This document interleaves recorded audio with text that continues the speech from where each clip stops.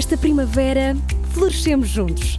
Apoie as vozes plurais que não têm medo de ir contra a corrente e partilhe a sua opinião nos comentários. Desfrute de todos os benefícios Observador, agora com 20 € de desconto. Assine hoje em observador.pt.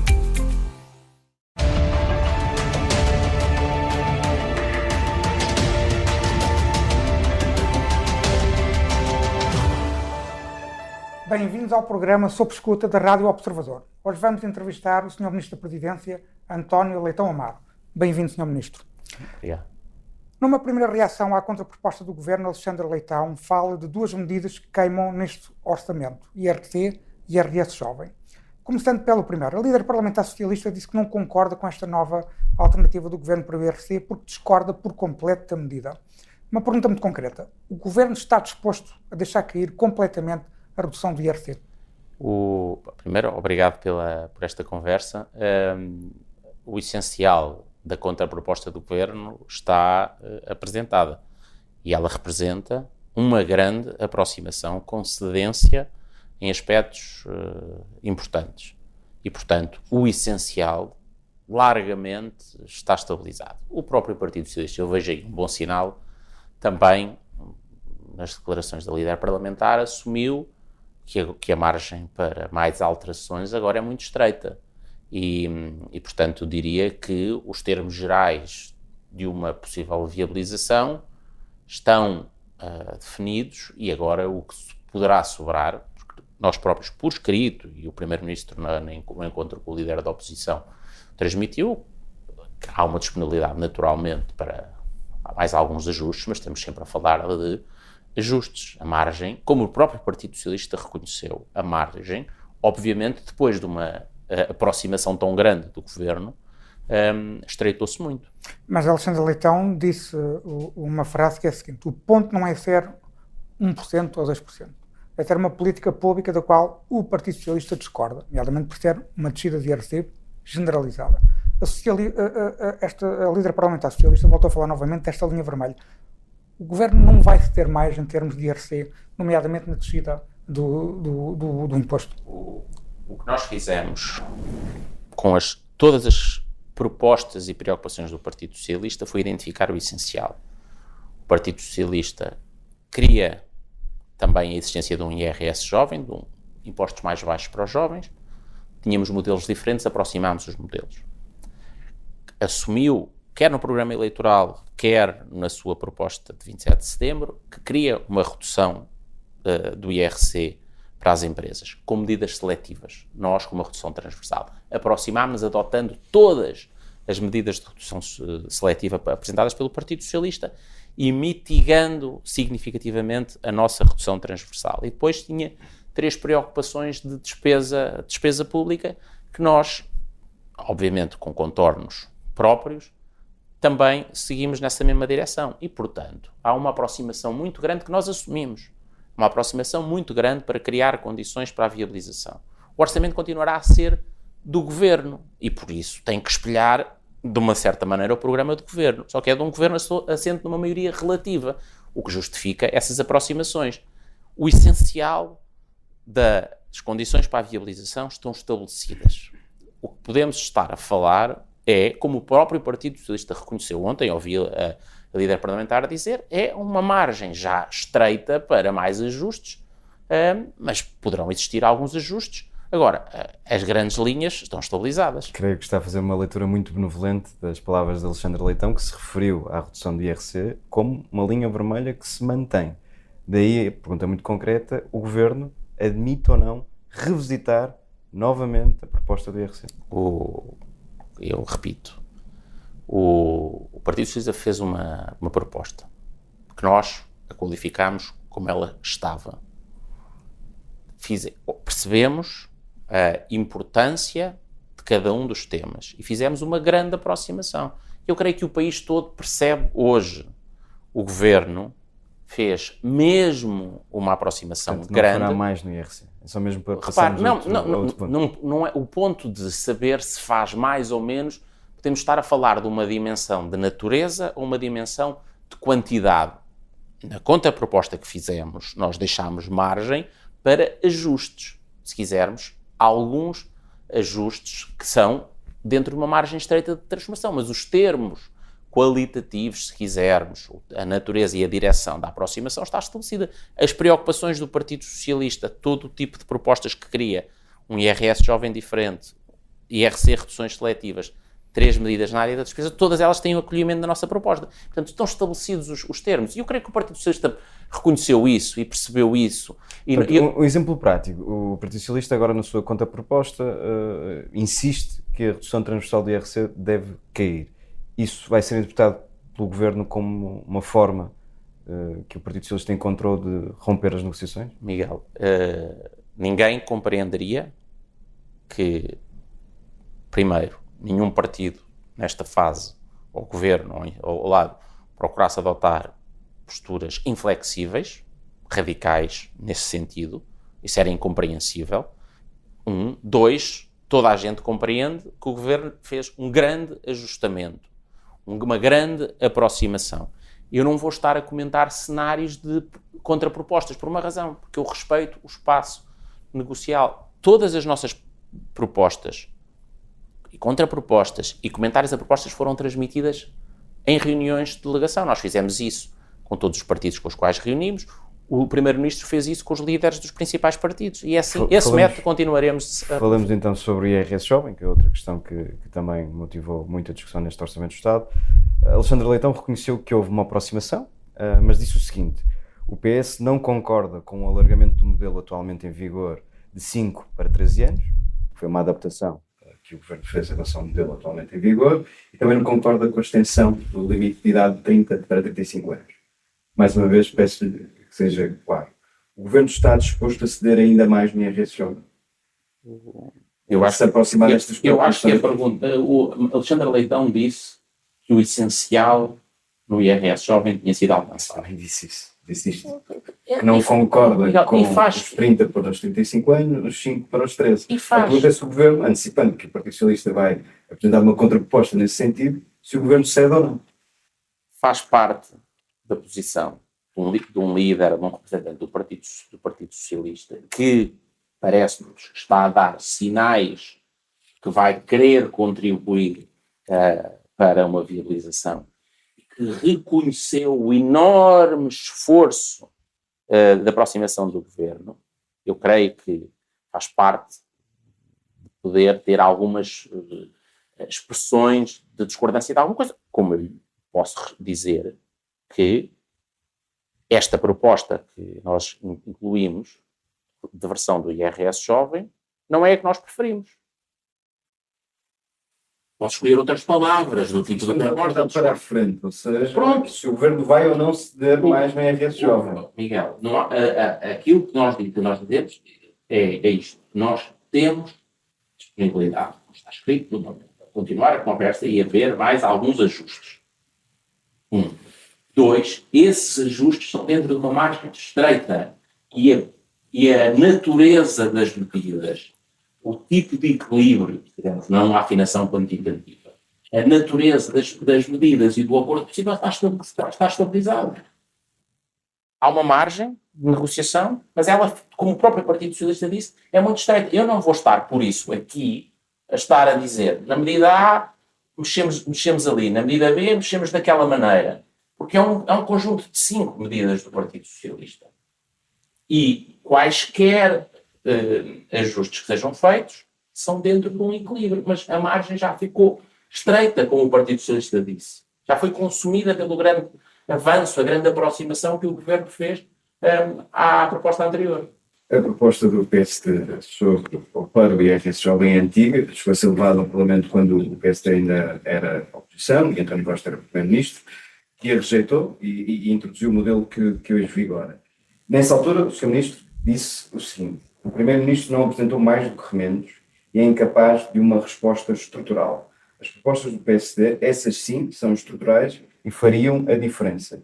Sinceramente, 8 anos depois, é confrangedor ver que António Costa e o PS não têm uma resposta estruturada para dar aos portugueses. E ainda acrescentava: o Governo já só sabe reagir e copiar, não copie mal, aprove o que verdadeiramente faria a diferença aos portugueses.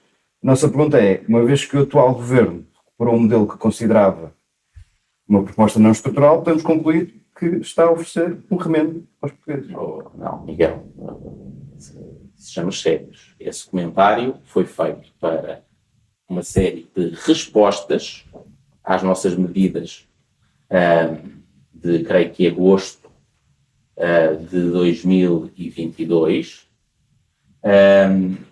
que incluíam coisas como passes, cheques de livros e que são medidas não estruturais.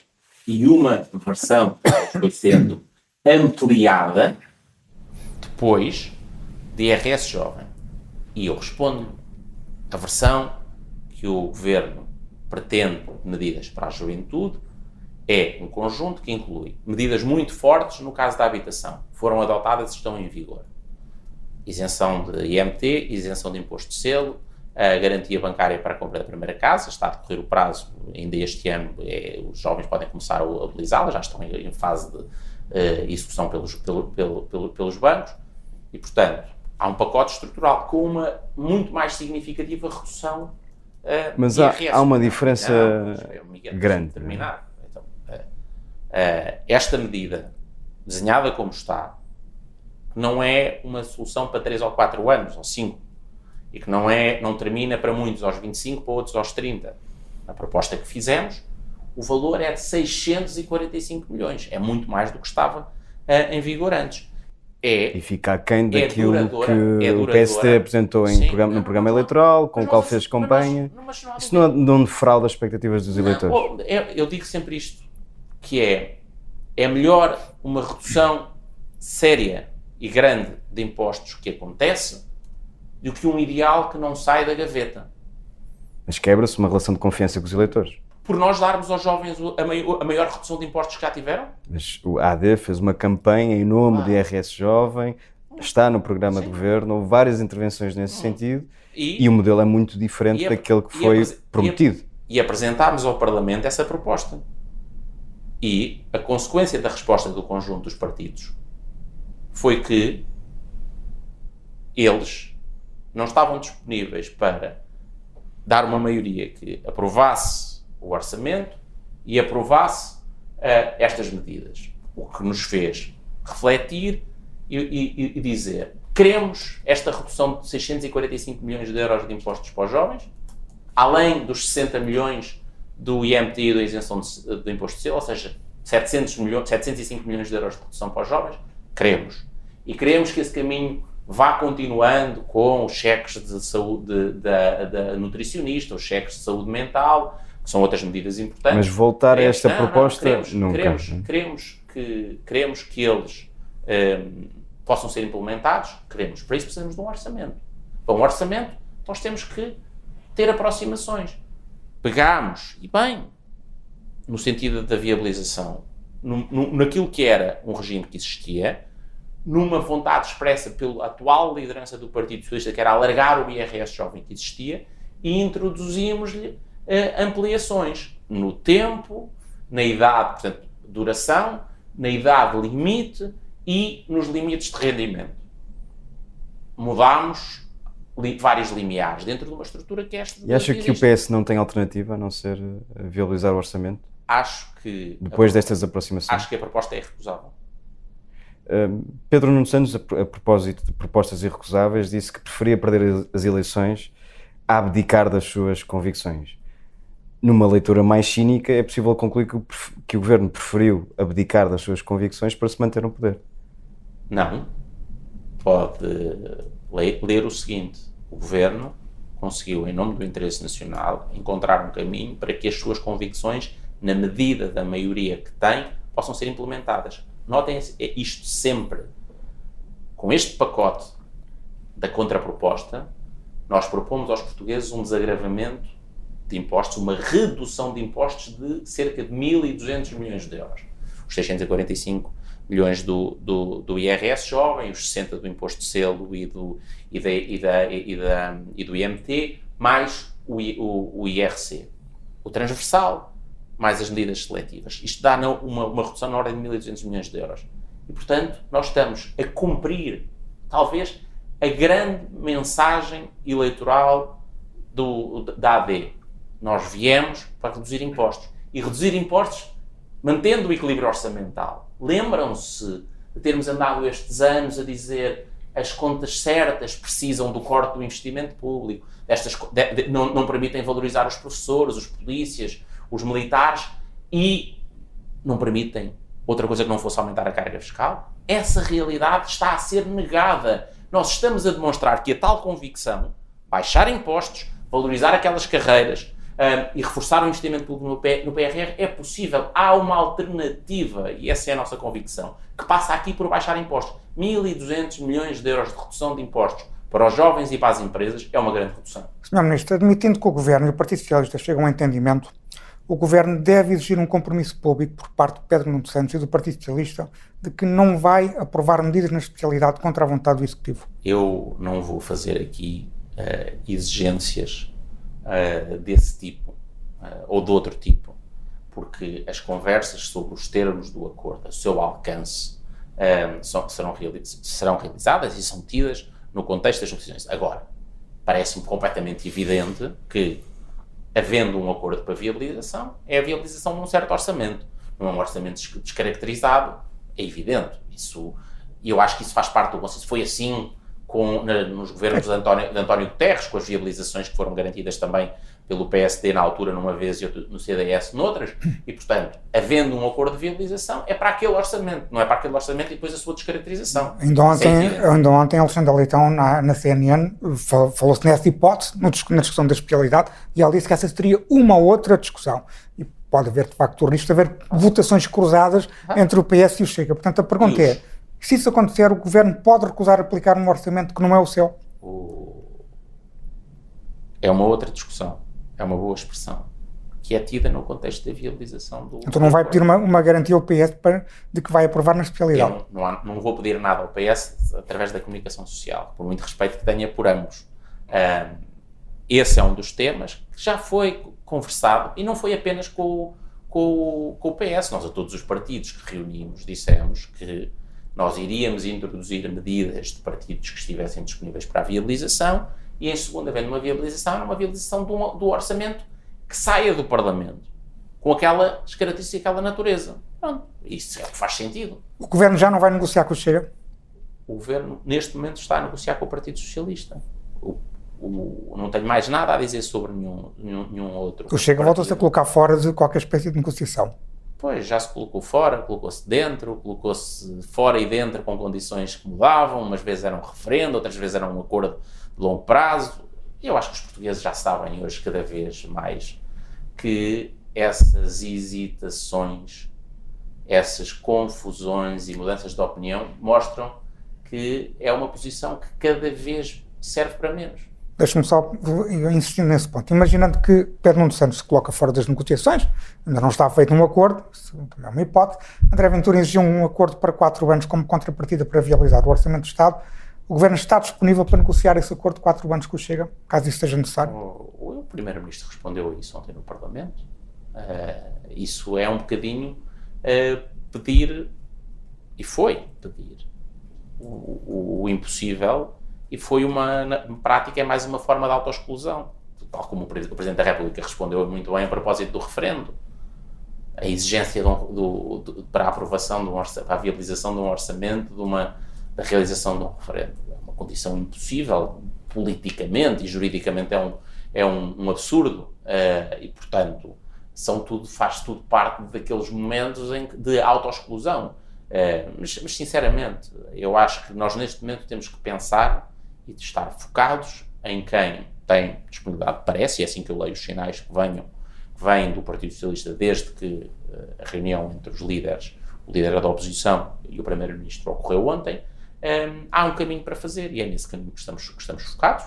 Depois há, obviamente, sempre um diálogo privilegiado com a iniciativa liberal, embora não seja suficiente para formar maiorias, mas há uma proximidade de posições que é relevante. Não vamos estar sempre a votar da mesma forma, porque temos ideias diferentes, expressões diferentes e, sobretudo, temos responsabilidades muito diferentes neste momento. Muito bem. Ao final da primeira parte deste Sob Escuta, voltamos já para a segunda parte.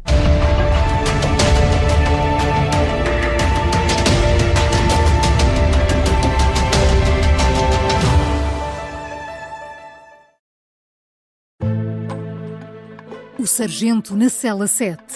O homem na cela 7 escapou à morte por pouco.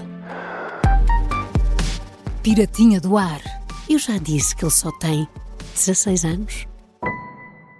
Um espião no Kremlin. Esta é a história escondida de como Putin montou uma teia de poder e guerra.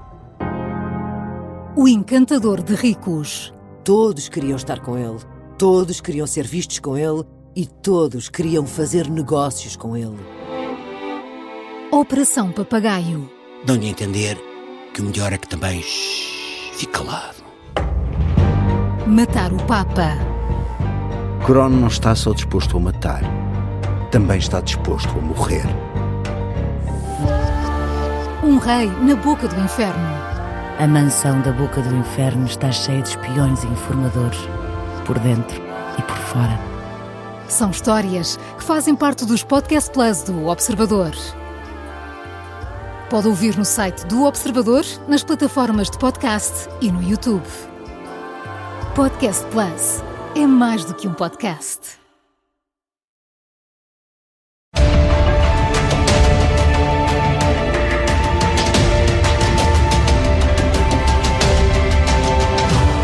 Bem-vindos à segunda parte deste Sob Escuta. Estamos a entrevistar o Sr. Ministro da Presidência, António Leitão Amaro. O Presidente da República já sugeriu que não aceitará um cenário de duodécimos. Luís Montenegro disse-o também. Temos de fazer a pergunta: se o Orçamento do Estado for chumbado, deve haver eleições? O Primeiro-Ministro já respondeu, não tem nada a acrescentar sobre isso. Portanto, sim. Não tenho nada a acrescentar, Miguel. Nós só estamos focados na viabilização do orçamento. E o Primeiro-Ministro disse ontem: nós não queremos eleições. Mas é inevitável.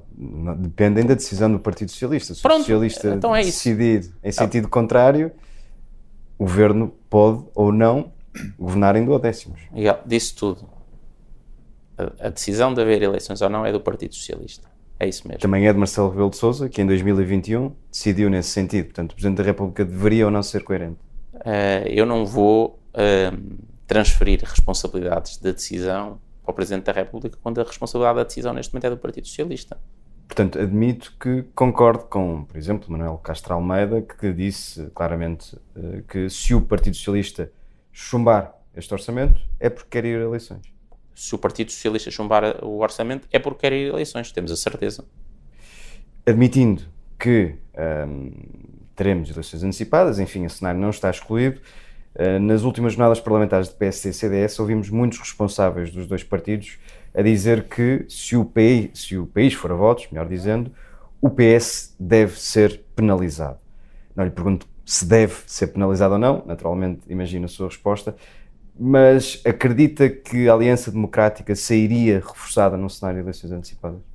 Há muitos comentadores a dizerem isso, mas eu não queria alimentar essa conversa, porque não é nisso que estamos focados. E o Primeiro-Ministro foi claro, nós temos sido claros, nós só queremos. Eu acho que os portugueses perceberam. Ontem ficaram de vez resolvidas quaisquer dúvidas sobre qual é a nossa intenção. Nós queremos continuar a governar, nós queremos continuar a baixar os impostos, nós continuamos a querer salvar o Estado Social na saúde, na educação, na segurança, na habitação. Nós estamos focados em resolver os problemas. Para isso é preciso um orçamento e para isso é preciso a viabilização do Partido Socialista. E para isso foi necessário o Governo fazer uma grande aproximação que fez e assumimos. E a partir de agora o Partido Socialista não tem margem para dizer que não? Nós achamos que a proposta é irrecusável. Pode ter alguns ajustes e há disponibilidade para negociar alguma coisa, se quisermos, não quero qualificar sobre a margem é estreita. A margem é estreita para mais negociações. É mesmo uma proposta irrecusável. Mas a proposta, eu acho que toda a gente ontem avaliou. Eu não ouvi ninguém a dizer que o Partido Socialista não tinha ficado numa situação de tomar a proposta como irrecusável, no sentido de que há uma aproximação irrecusável, não é que seja necessariamente a proposta final, o acordo final. Nós próprios dissemos ao Partido Socialista e escrevemos, há margem para algum ajustamento, compreendemos isso. Agora, na essência, nós estamos numa situação de recusar o orçamento. Os portugueses não compreendem, é irrecusável. Era de quem quereria eleições numa altura que ninguém no país a não ser eventualmente alguma pessoa num partido ou no outro, poderia querer eleições. Nós não queremos, os portugueses não querem e não é bom para Portugal. O interesse nacional é que este acordo, esta nossa contraproposta seja aceita, eventualmente com alguns ajustes. Muito bem. Vamos falar da política de imigração. O seu secretário de Estado, Rui Freitas, disse numa entrevista recente uma frase bastante impressiva sobre a herança do Partido Socialista na área das migrações. Herdamos o caos e é o caos que nós estamos a organizar. Há uma responsabilidade coletiva do PS em persistir na política de portas escancaradas e na recusa de enfrentar de frente o problema da regulação das migrações, ou o problema foi apenas de um ministro ou outro? Eu prefiro, pela positiva, dizer que eu vejo alguns dirigentes do Partido Socialista com uma visão muito mais realista e, se quisermos, relativamente ao partido, autopenitencial, pelo erro trágico que foi causado. Agora, o Partido Socialista, enquanto governo, é o responsável por uma situação de caos que foi deixada.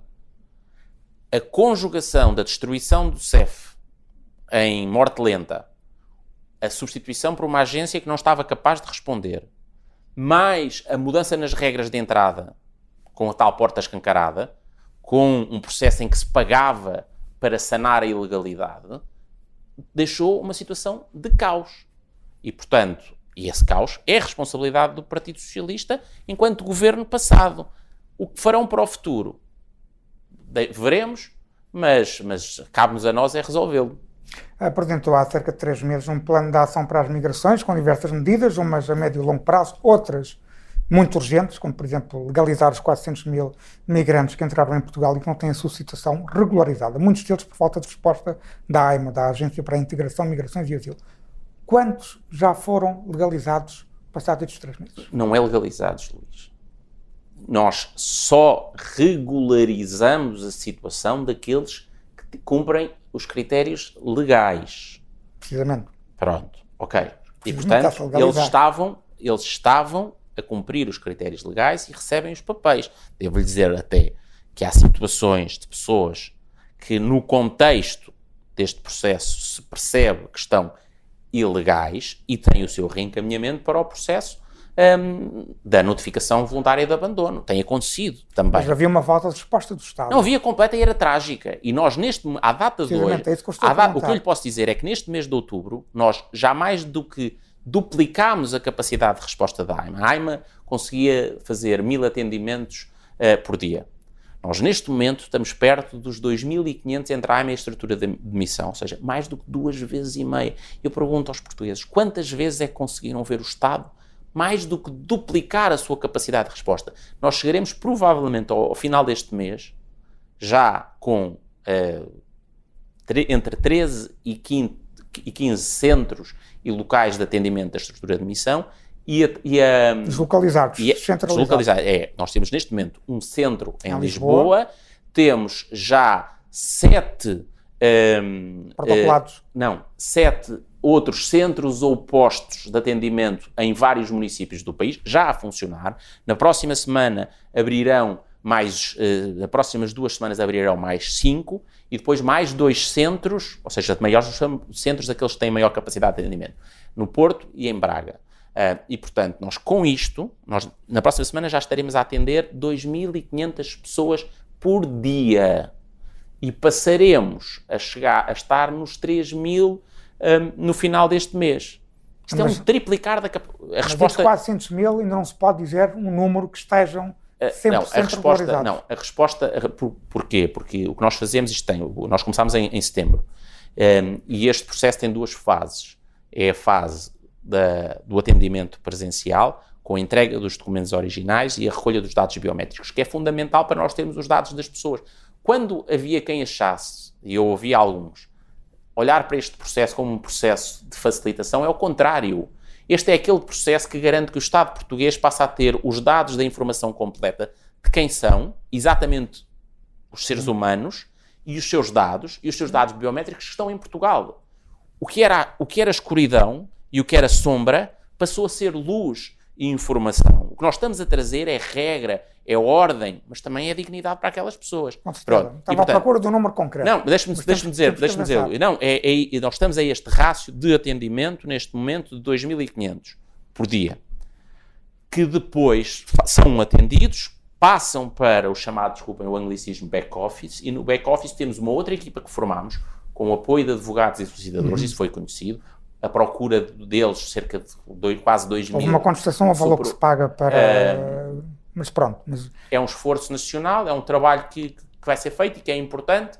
Não tem tido falta de resposta dos advogados nessa matéria? Não temos tido falta. Essas equipas também, essas pessoas têm que ter formação, estão a tê-la depois de serem selecionadas, está a se iniciar, e é com a entrada deste back-office que esses processos são tramitados, e, portanto, as primeiras, se quiser, da estrutura de missão, processos vão ficar concluídos nas próximas semanas. Mas o fluxo de trabalho, neste momento, está nos 2.500, perto dos 2.500 processos por dia de atendimento e que vão ser de decisões. Muito bem. O Primeiro-Ministro afirmou ontem no Parlamento que desde que acabaram as manifestações de interesse houve uma diminuição de 80% dos pedidos de residência. Ou seja, houve uma redução do chamado efeito de chamada a partir do momento em que se acabou com aquele instrumento legal que era a manifestação de interesse. Tendo em conta que em 2023 foram concedidos cerca de 328 mil títulos de residência, um aumento de quase 130% face a 2022, pode garantir o Sr. Ministro que a imigração, neste momento, está controlada? Eu posso garantir que nós estamos a tomar todos os passos no caminho da regulação e do controle do fenómeno. Não é apenas fechar esta porta escancarada.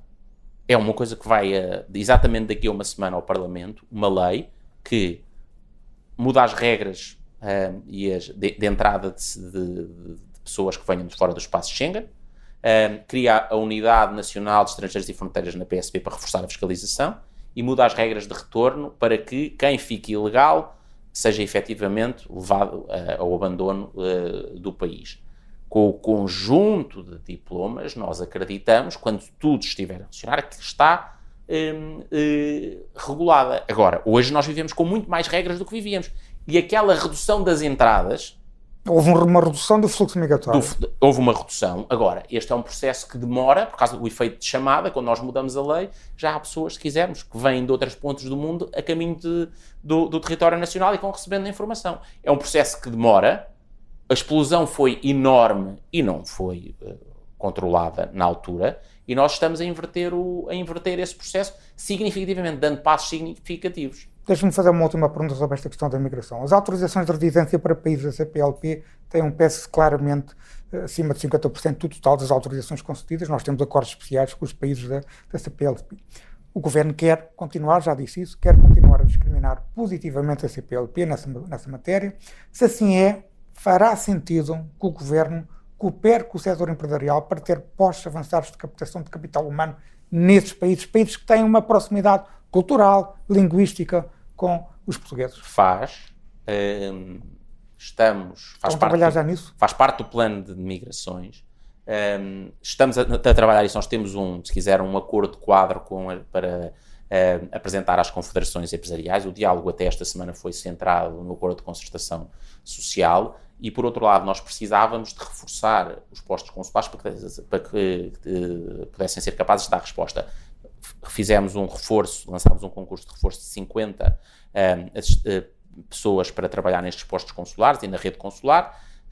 Juntando essas duas peças, o acordo de quadro para fazer essa tramitação, se quisermos, mais regulada, mas também mais acelerada desta captação de pessoas que vêm com contratos de trabalho, com uma responsabilização das empresas que contratam e com preocupações de formação para irmos à procura do talento que Portugal também precisa. Podemos chegar a uma fase em que podemos chamar cotas para esses imigrantes? Não é isso que está em causa. Não é isso que está em causa. O que nós sempre falámos foram objetivos de atração. Não na lógica excludente, mas daquilo que nós identificar aquilo que precisamos e que vamos à procura.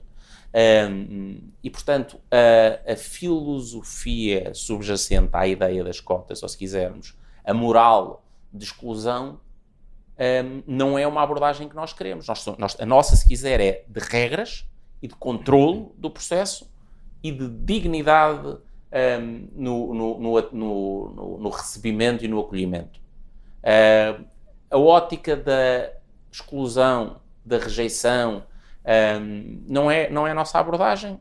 Ela não é mais eficaz por isso. Nos países que têm cotas, depois operacionalmente podem as cumprir ou incumprir.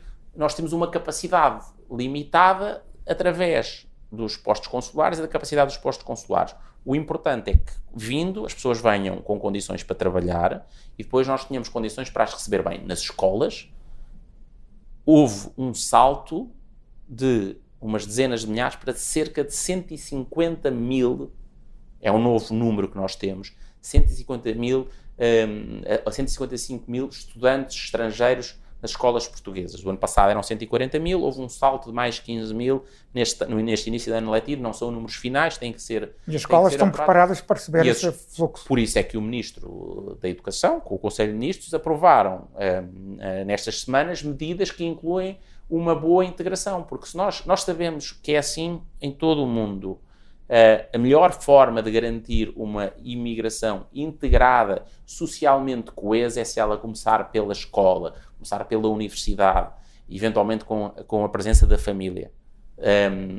E essa é uma das prioridades, faz parte do plano de migrações e nós estamos a tomar medidas para isso. Sr. Ministro, falamos do outro lado da moeda. Tem ideia de quantos imigrantes ilegais foram expulsos este ano do território nacional? Tenho.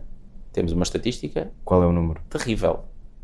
Foram menos de 20 no primeiro trimestre e outra vez menos de 20 no segundo trimestre, quando o número de notificações de abandono voluntário foram 20 vezes superiores. Ou seja, outra das heranças do Partido Socialista foi a de ter desmantelado o sistema de retorno, porque o colocou numa agência que não tinha as capacidades para executar. E é por causa disso que na proposta de lei que levamos ao Parlamento... A ineficiência na expulsão também é uma forma de desregulação da imigração, ou das migrações. Absolutamente, Luís. Nós devemos receber, dentro das regras, quem chega dentro das regras deve ser muito melhor recebido com esta integração dos estudantes nas escolas, com os mediadores da língua não materna, com novos programas e novas possibilidades e ajustamentos no processo formativo e de avaliação destes estudantes, porque nós queremos que se integrem bem em Portugal, que aprendam a língua, que partilhem os nossos valores constitucionais. Essa é a visão que nós temos de uma imigração integrada. As pessoas são bem tratadas, chegam a Portugal, integram-se com língua, integram-se com a partilha dos nossos valores constitucionais. Portanto, vai haver um reforço de meios para reagir a esse problema identificado pelo Governo. O problema, exatamente, que é um problema de basicamente... Em que medida é que vai haver esse reforço de meios? A autoridade, só para acabar, basicamente as autoridades, a AIMA e as polícias foram identificando algumas situações ilegais, começam por emitir uma nota administrativa, uma notificação de abandono voluntário, as tais cerca de 300 por trimestre, e depois executam 10, 15, umas ficam paradas nos tribunais, outras não há capacidade de as pessoas serem colocadas nos centros de instalação temporária e depois a AIMA não tinha capacidade operacional de executar. O que é que nós fazemos? Primeiro ponto, transferir esta responsabilidade para a PSP. Segundo ponto, a PSP ser reorganizada e em terceiro lugar, serem os seus meios reforçados na unidades de estrangeiros e fronteiras. Adicionalmente a isto, com o envolvimento da Organização Internacional para as Migrações, também da Frontex, mas nós temos uma grande cumplicidade e parceria com a OIM, conseguirmos montar um sistema de retorno e afastamento que funcione. Portanto, nova organização, novo fluxo, novas competências, novos meios e nova eficácia, porque é completamente essencial para que esta imigração tenha regras, que quando as regras são incumpridas e violadas e as pessoas estejam em situação de ilegalidade, nós não podemos fechar os olhos. Sr. Ministro, deixe-me só, para terminarmos este assunto, perguntar-lhe pela manifestação do último fim de semana. Primeira pergunta, sentiu-se confortável com o que ouviu, viu e leu sobre aquela manifestação e sobre o que disseram alguns dos seus protagonistas? Em segundo lugar, o Governo está a fazer alguma coisa ou a implementar medidas para monitorizar o ódio a imigrantes? Eu acho que um exemplo é a resposta do Primeiro-Ministro ontem no debate quinzenal a propósito de referências a crimes. Se no plano retórico, estou a perguntar mais no plano de medidas concretas, no terreno. Miguel, nós não podemos desvalorizar não estou a desvalorizar, a função indicadora e orientadora do discurso público do papel de cada um dos atores políticos. Quando nós temos atores políticos que tomam um grupo inteiro, uma etnia, por casos individuais e particulares, quando nós olhamos contra a estatística que diz que não há uma associação entre o aumento da imigração e o aumento do crime e continua a não existir, e deturpamos os factos e alimentamos um discurso de ódio, a primeira resposta que deve vir daqueles que são moderados é rejeitar esse discurso e dizer que há uma outra alternativa, que é esta, que é uma alternativa que quer receber com dignidade quem vem, mas que impõe regras onde elas não existiam, que reforça os meios de controle nas fronteiras, que fecha portas escancaradas, que reativa os canais de retorno. Nós respondemos às versões populistas, às versões xenófobas, às versões radicais, com uma política que tem humanismo, mas tem mais fiscalização, mais controle e mais regras. Mas esse esforço de combate ao discurso de ódio está a ser feito pelo Governo? Há medidas em curso? Há algum tipo de plano? Esse problema sequer foi identificado pelo Governo? Isso foi? Então, aconteceu ontem ainda no Parlamento. O Miguel fez referência a uma manifestação. Repara, as pessoas que em Portugal têm legítimas preocupações porque veem vídeos, porque veem situações nas ruas onde andam e geram percepções. A resposta dos políticos não é nem fingir que elas não existem, nem as manipularem. Não, até o Primeiro-Ministro disse que a criminalidade muito violenta está a aumentar de forma significativa. E, portanto, tivemos um caso esta semana aqui em Lisboa. Exatamente. E a nossa resposta perante essa percepção, nos casos de insegurança, noutros casos de percepção de insegurança, que nessa percepção associa factualmente, já vimos, em termos estatísticos, errada com o aumento da imigração, mas a nossa resposta não pode ser nem manipular, nem instrumentalizar essa percepção, nem fingir que ela não existe. É o quê? É dar a essas pessoas que têm essa percepção a noção que o Governo está a responder como? Fechando portas que estavam escancaradas e estavam aumentando os meios de controle nas fronteiras, meios tecnológicos, equipamentos, pessoas e forças de controle, dando responsabilidade pela fiscalização e pelo retorno às polícias, aumentando a capacidade do Estado e a resposta do Estado. E já agora, também há ações de fiscalização no terreno. Noto que nas últimas semanas, quer a GNR, quer a PSP, reportaram várias ações que não estavam a fazer antes de estarmos em funções no controle de situações de imigração ilegal. A resposta que nós damos às pessoas que estão a manipular, aos radicais que são xenófobos, é dizer, não é assim que se faz. Faz-se por esta moderação, com regras, com humanismo, mas nunca tomando casos particulares e fazendo uma extrapolação sem base, como alguns fazem. Isso é errado, é irresponsável e é desumano. A nossa atitude não é essa. Portugal precisa de regras e controle na imigração. Sim, é isso que estamos a fazer. Portugal precisa de imigrantes também, designadamente para a sua economia, para atividades como a agricultura, como a construção, como o turismo, mas também como áreas tecnológicas de ponta, onde nós ganhamos em atrair talento estrangeiro. Portanto, nós podemos ter uma resposta moderada e nós estamos ao país a dar uma resposta moderada. Uma última pergunta, estamos já no final do nosso tempo, já ultrapassamos ligeiramente. O nome do Procurador-Geral da República, Amadeu Guerra, foi elogiado de forma quase unânime. Contudo, surgiram algumas críticas a um alegado impedimento relativo à idade derivado do Estatuto do Ministério Público e dos magistrados judiciais. Amadeu Guerra tem 69 anos e os magistrados têm de se jubilar aos 70 anos. Sendo certo que o novo Procurador-Geral reformou-se, efetivamente, em 2020, já é um magistrado jubilado.